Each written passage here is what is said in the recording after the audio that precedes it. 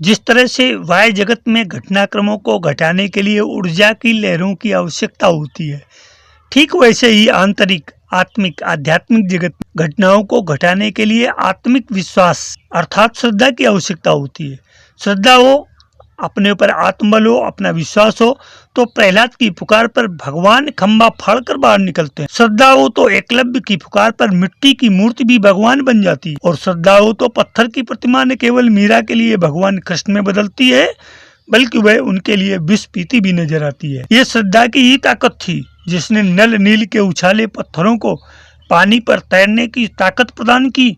यह श्रद्धा की ही शक्ति है जिसके कारण पत्थर देवता में बदल जाते हैं, प्रतिमा ईश्वर बन जाती है और मिट्टी भगवान बन जाती है। विविधता से भरे इस संसार में एक चेतन सत्ता विद्यमान है, जिसकी तरंगें ही स्थूल से लेकर सूक्ष्म जगत का निर्माण करती दिखाई पड़ती हैं। वह परम शक्ति परमेश्वर परमात्मा ही एकत्व का प्रतीक है, जिसे विभिन्न पंथों में विभिन्न नामों से पुकारा गया। उसी एक तत्व से ये सारा संसार जन्मता है और फिर उसी में विलीन भी हो जाता है। जाने अनजाने हम सभी उसी की ओर बढ़े चले जा रहे हैं। जिस तरह से अपने उद्गम से निकलने के बाद नदी सागर से मिलने के बाद ही पूर्ण विराम पाती है, वैसे ही हम सभी अपना गंतव्य न जानते हुए भी निरंतर उसी परम चेतना की ओर बढ़ते चले जाते हैं। यही कारण है कि समस्त आध्यात्मिक अनुसंधान एकत्व की प्राप्ति, एकत्व की अनुभूति को ही जीवन का परम लक्ष्य मानते हैं। यथा सौम्य वयांसी वासो वृक्षम संप्रतिष्ठन्तो एवं हवै तत्सर्वम पर आत्मनि संप्रतिष्ठते। अर्थात हे सौम्य, जिस तरह से पक्षीगण अपने वास वृक्ष में आकर ही स्थिर होते हैं, उसी प्रकार ये सारा संसार परमात्मा में ही प्रतिष्ठित होता है। उसी एक परमात्मा की चेतना सभी के भीतर समाई हुई एवं क्रीड़ा कल्लोल करती हुई दिखाई देती है। रूसी साहित्य के शिखर पुरुष मैक्सिम गोर्की को आज हर कोई जानता है, पर बहुत कम व्यक्ति इस बात से परिचित हैं कि उनके जीवन के प्रारंभिक दिन बहुत संघर्ष में रहे। आर्थिक रूप से विपन्न गोर्की को बहुत वर्षों तक नौकर के रूप में कार्य करना पड़ा और अपने साहित्य प्रेम के कारण अपने मालिकों के दुर्व्यवहार को भी सहन करना पड़ा। अपनी आर्थिक स्थिति से तंग आकर एक दिन उन्होंने स्वयं को गोली मार ली, पर गोली दिल में न लगकर फेफड़ों में लगी और उनका जीवन बच गया। इन्हीं कष्टमय दिनों में उन्होंने अपनी पहली पुस्तक लिखी और उसके प्रकाशित होते ही वे एक सुविख्यात लेखक के रूप में प्रतिष्ठित हो गए। बाद में अपने कठिन दिनों को याद करते हुए गोर्की ने एक बार कहा, जब तक आदमी काम को कर्तव्य समझकर करता है, उसका जीवन गुलाम का होता है, और जिस दिन वो उस काम को अपना कर करता है, उस दिन उसके जीवन में सुख और आनंद की शुरुआत होती है। जीवन में सुखी रहने का यह छोटा सा सूत्र कई मायनों में बेशकीमती है। मनुष्य के जीवन की सच्चाई यह है कि इसमें हमेशा हर कदम पर चुनौतियां खड़ी मिलती हैं। चुनौतियां कभी हमारे सामने होती हैं तो कभी हम उनके सामने।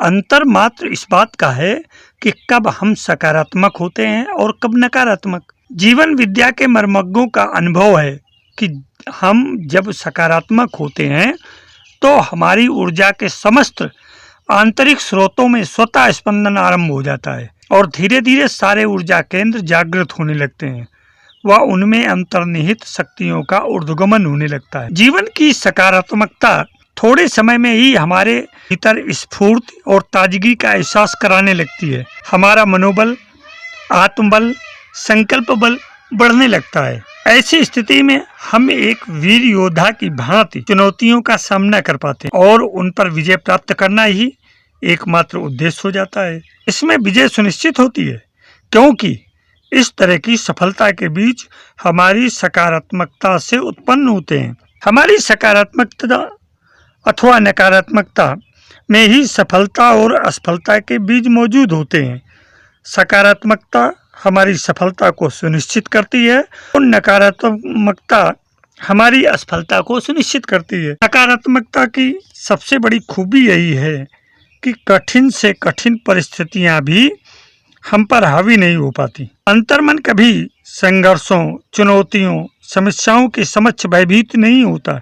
सकारात्मकता की स्थिति में व्यक्ति मार्ग की प्रत्येक अड़चनों, बाधाओं को अपनी शक्ति, सामर्थ्य और सफलता की प्राप्ति का माध्यम बना लेता है। विपरीतताओं, चुनौतियों से वह कभी डरता नहीं, वरन मजबूती से उनका सामना करता है। ऐसे में उसके व्यक्तित्व की सारी खूबियां धीरे धीरे प्रकट होने लगती हैं। जीवन की प्रकृति का एक सामान्य नियम यह है कि जब आप किसी चुनौती को स्वीकार करते हैं और उस पर विजय प्राप्त करते हैं तो उपहार स्वरूप एक नई क्षमता की उपलब्धि होती है। क्षमता और सामर्थ्य का अपरिमित भंडार तो सभी में अंतर्निहित होता है, परंतु एक सकारात्मक व्यक्ति के व्यक्तित्व में ही भीतर की क्षमताएं और अपार संभावनाएं निखर कर सामने आती हैं। जीवन की प्रत्येक चुनौती, हर एक संघर्ष हमारी क्षमताओं, संभावनाओं को उभारने, निखारने का अवसर होता है। लेकिन इन अवसरों का लाभ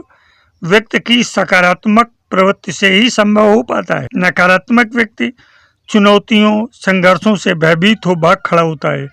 इसलिए उसके लिए व्यक्तित्व को क्षमतावान बनाने वाले अवसरों के दरवाजे सदैव ही बंद रहते। किसी व्यक्ति के जीवन में असफल हो जाने के पीछे का यही मूल कारण है।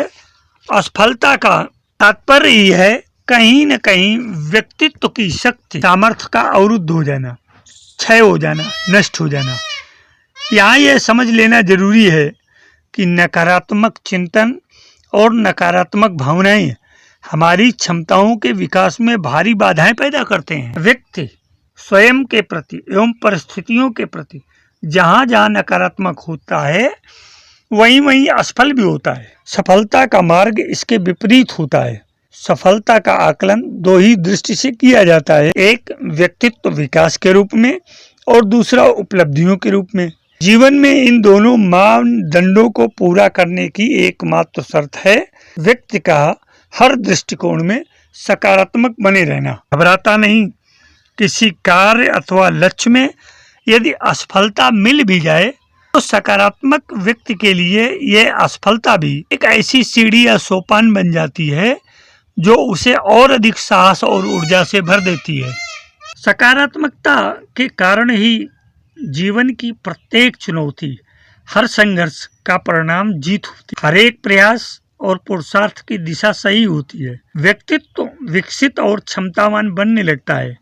सकारात्मकता की नींव पर ऐसे अनगिनत चमत्कार जीवन के धरातल पर प्रकट होने लगते हैं। जीवन के सूक्ष्म विज्ञान को हमारे प्राचीन ऋषि मुनि बखूबी समझते थे, इसलिए उन्होंने मनुष्य जीवन के प्रत्येक आयामों में सकारात्मकता बनाए रखने वाली प्रक्रियाओं, प्रेरणाओं को समाहित किया। जप, तप, ध्यान, योग, स्वाध्याय, साधना, उपासना, भजन, कीर्तन जैसी अनेकों तकनीकों को दैनिक दिनचर्या से जोड़कर ही हमारे ऋषियों ने आदर्श जीवन पद्धति का निर्माण किया।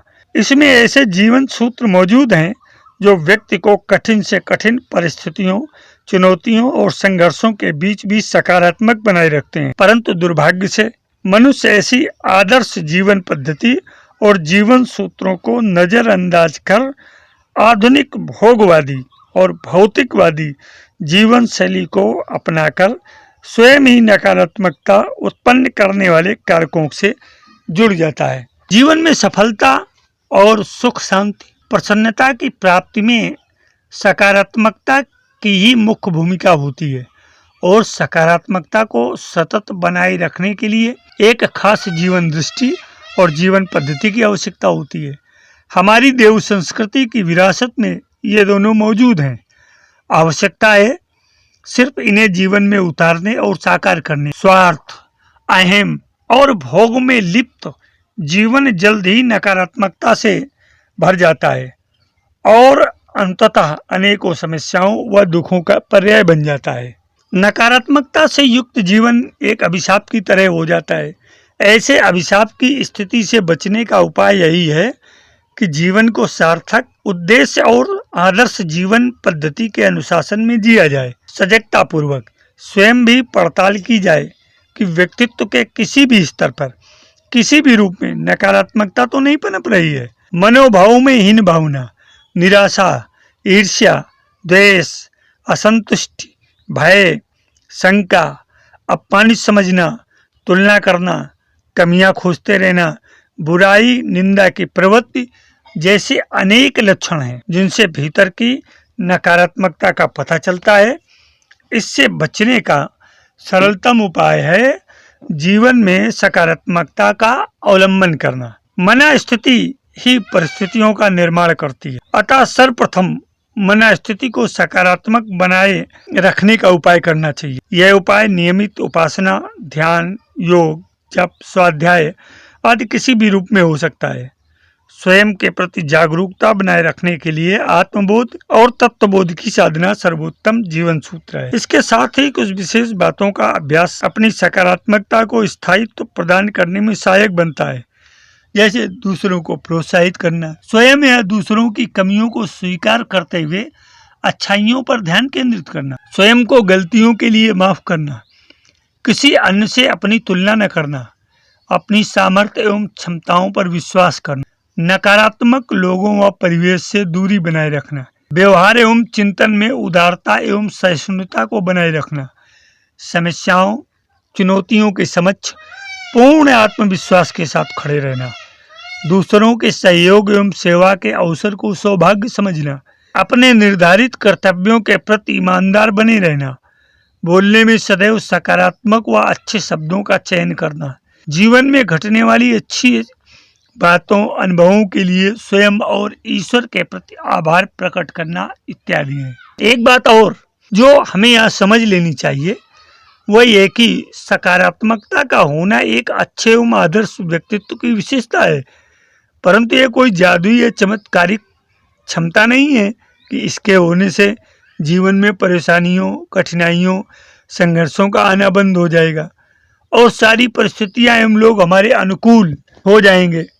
ऐसा कदापि नहीं होता। परेशानियां, चुनौतियां, संघर्ष सब कुछ जीवन के उतार चढ़ाव के रूप में आते रहेंगे। बस सकारात्मक बने रहने से यह होगा कि ये सब हमारी क्षमताओं और सामर्थ्य को बढ़ाने वाले अवसरों, सोपानों में परिवर्तित होते जाएंगे और जीवन निरंतर प्रखरता, उत्कृष्टता और सार्थकता की दिशा में आगे बढ़ता चला जाएगा।